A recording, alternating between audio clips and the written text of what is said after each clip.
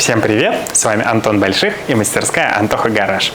И сегодня я порассуждаю об одном интересном и неоднозначном ремонте колесного диска от мотоцикла BMW G310. Мотоцикл стоит у нас там в уголке мастерской, мы его показывать не будем. У нас здесь в главной роли сегодня вот это вот колесо, которое у меня уже заварено, но еще не обработано. Сейчас, пока я рассказываю, здесь где-нибудь будет видосик, каким оно было.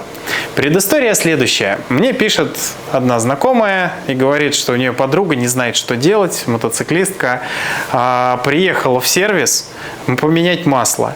Ей говорят: смотри, что у тебя с колесом. То есть она ездила и не знала. А на колесе реально не хватает приличного куска обода. При этом колесо не спускает, и она какое-то время каталась. По всей видимости, владелица мотоцикла или, может быть, кто-то до нее попал в яму, соответственно, кусок колеса откололся, и она продолжила ездить. Очень многие сейчас скажут, что на таком ездить нельзя. И правда, запрос, с которым ко мне обратились, в первую очередь содержал вопрос: а есть ли у нас колесный диск в наличии? Потому что мы несколько таких мотоциклов разбирали. У нас они были в разборе, причем с очень маленьким пробегом. Но, к сожалению, недавно мы продали последнее колесо. Если вы видели, недавно я восстанавливал подобный колесный диск с небольшим повреждением гребенки АБС. Вот сейчас здесь видео где-нибудь прикреплю. Теперь пришло время заняться повреждениями посерьезнее. Вообще ремонтом дисков я не занимаюсь. Я в свое время думал о приобретении станка для правки дисков, но понял, что в моем случае это нецелесообразно, потому что запросов у меня таких очень мало, развивать эту тему мне не очень хочется. И купил себе тогда токарный станок и успокоился, нашелся увлечение, с которым до сих пор играюсь. Сварка у меня есть, варить я немножко научился, спасибо годам практики, потом Ивану Тиктула. Потом, собственно, после этого мои скиллы стали прям сильно-сильно быстро расти. Я, когда увидел фотки, говорю: слушай, а в чем проблема? К любым мастерам по ремонту дисков обратись, они тебе это дело без проблем поправят, наплавят. Я, конечно, могу наплавить, если там нету какого-то там значительного изменения геометрии. Она говорит: я обращалась в 2 сервиса, и мне отказали, причем с интересной формулировкой. Сказали: если бы у тебя не был потерян этот кусок, то мы бы приварили. А если куска нет, то, соответственно, варить мы не будем. По какой причине, мне не совсем понятно, потому что вероятность некачественно приварить обратно кусок, она гораздо выше, чем ты наплавишь его с нуля. Может быть, конечно, поленились постобработкой заниматься. Да, идеально его не сделаешь. Тут нужен либо огромного размера токарный станок, чего у нас, конечно же, нету. Хотя есть люди, кто занимается алмазной проточкой, но, возможно, для них это тоже сложно, потому что такие колеса крепить, делать какие-то приспособы им тоже может быть лениво.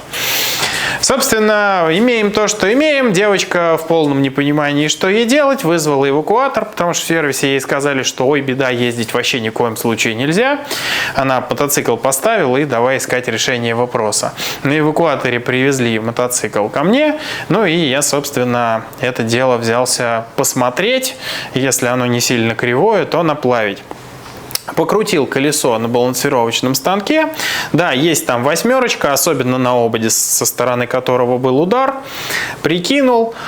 Все равно правщики, насколько я знаю, сначала наплавляют недостающий кусочек, а потом уже правят 8. Я увидел небольшую деформацию в месте, где кусок стыковался с колесом, когда он еще там был. Мы это дело просто погрели газовой горелкой, сделали несколько ударов молотком, там тоненький достаточно металл, выправили, чтобы не приваривать к совсем кривому. И, собственно, я это дело наплавил. Планирую постобработку произвести, покрутить его еще раз. И, на мой взгляд, для этого мотоцикла, в принципе, на этом вообще можно остановиться и кататься. В принципе, в перспективе перспективе, если у нее когда-то желание возникнет, она может этот диск при шиномонтаже отдать к тем, кто занимается правкой, чтобы они чуть-чуть поправили восьмерочку на этой стороне обода.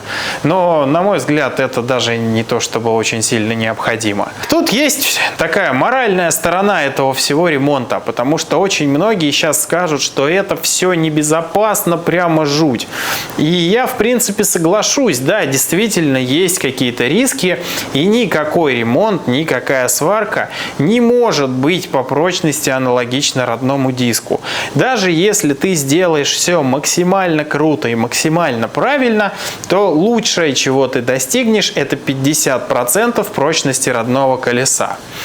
Но жизненная практика, она такая, что некоторые даже спицы варят и на этом деле катаются. Ну вот спицы варить точно никому не советую. Это прям очень стрёмно, может закончиться плохо.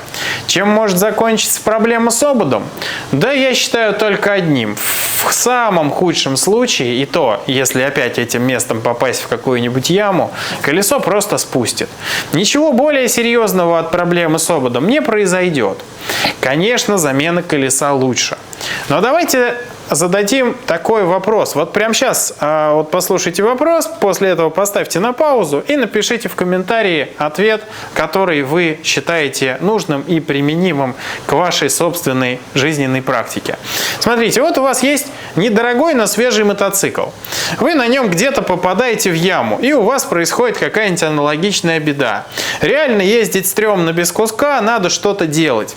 Вы обзваниваете все разборки и понимаете, что колеса нету. Санкции из-за границы везти тяжело, долго, дорого, сложно, в общем, не вариант. Ну, по крайней мере, может и вариант, но придет там к следующему сезону.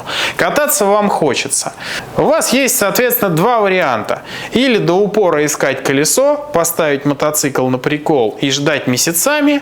Или второй вариант – это прибегнуть вот к такому ремонту и кататься. Да, в перспективе, если попадется диск, можно его приобрести, особенно если удачно попадется за адекватный ценник, приобрести и заменить. Как бы вы сделали? Вот именно находясь в российских реалиях. Российских, там, белорусских, казахских, неважно. Это абсолютно не принципиально.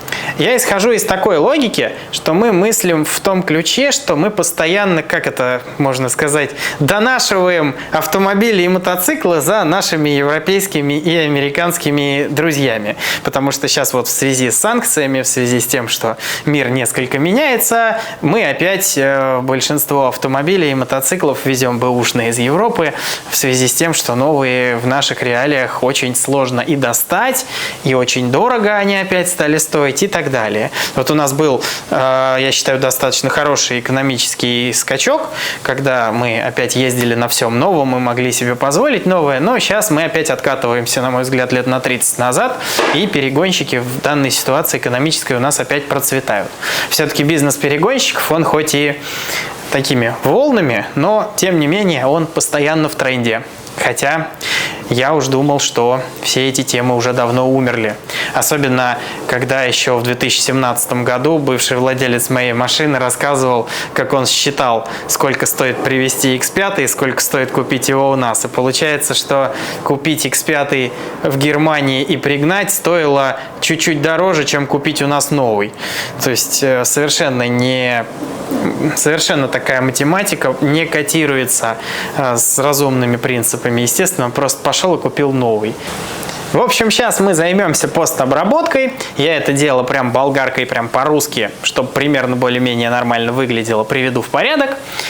А дальше мы это дело покрутим, посмотрим на геометрию, и вы в комментариях обязательно напишите, насколько плохо сделана работа, насколько лучше вы бы сделали сами, даже не имея ни сварки, никакого инструмента, а также какие лучшие решения можно было предложить.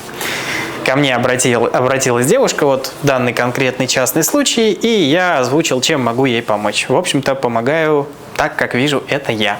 Вполне возможно, что мое видение очень сильно отличается. Итак, поехали. Ну что, я закончил какие-то примерные косметические моменты, и получилось у нас примерно такое колесо. И если не считать того, что за счет другого цвета вваренного фрагмента у нас кажется, что что-то в этот момент меняется. Оно, в принципе, не такое уж и кривое. Я планирую подкрасить это дело баллончиком, собрать, отбалансировать и отдать мотоцикл. В принципе, я думаю, что это дело будет ездить долго и упорно. Конечно же, это неправильно. Конечно, такой ремонт делать не стоит, если у вас есть хоть какая-то возможность заменить колесо. Но в данный момент на G310 задних колес, к сожалению, нету. Вот такое вот небольшое рукоблудие я вам сегодня хотел показать. А с вами был Антон Больших и мастерская Антоха Гараж. Если вам нравится то, что я делаю, вы можете поддержать мой канал по ссылочке в описании. Также там можно подписаться на мой профиль на Бусти. Я туда выкладываю некоторый эксклюзивный контент, не вошедший на YouTube. Главное, в любом случае, поставь лайк под этим видео, напиши комментарий и нажми на колокольчик, чтобы первым узнавать о новых интересных видео. Всем пока!